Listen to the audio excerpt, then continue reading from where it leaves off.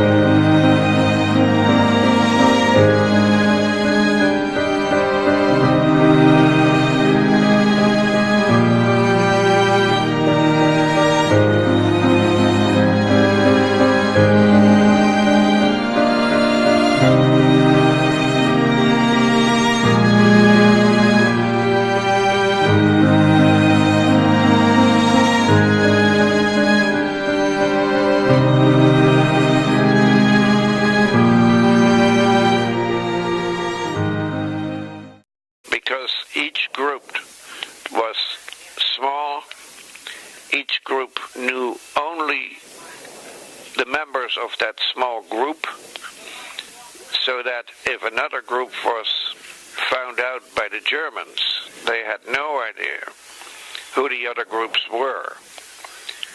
There were, of course, a lot of resistance people who were killed or imprisoned by the Germans, but the major part of the resistance was so strong that one of the German generals after the war said, "We occupied Holland, but we could never take it over."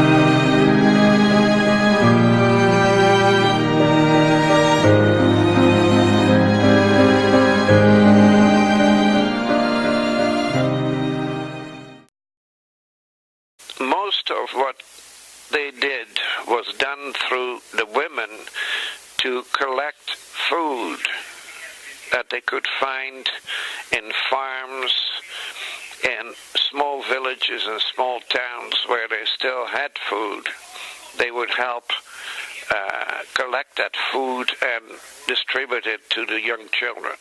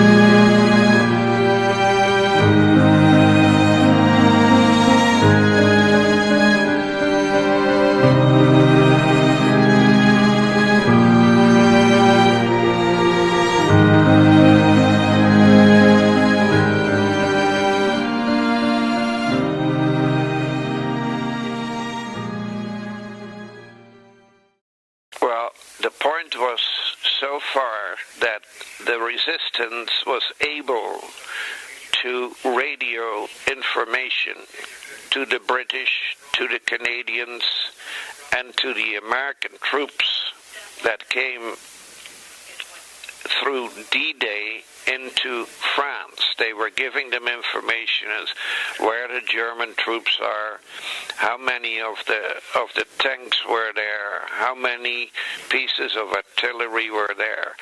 So that made it easier for all these troops that came in to liberate us to find the Germans and to know how strong they were, so that they could send as many troops as needed to defeat them.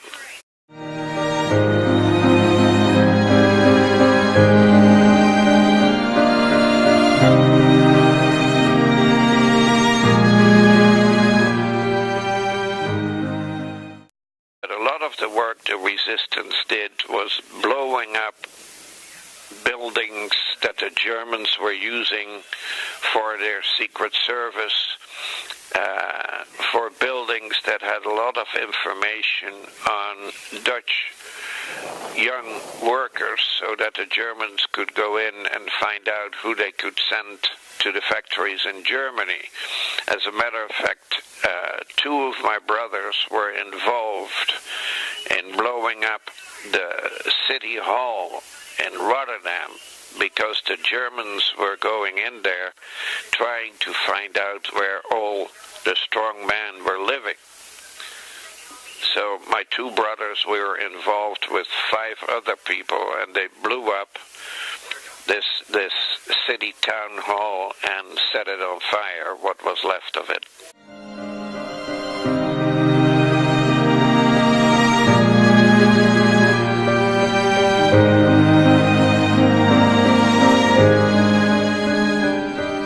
Economy was totally obliterated. There was nothing left.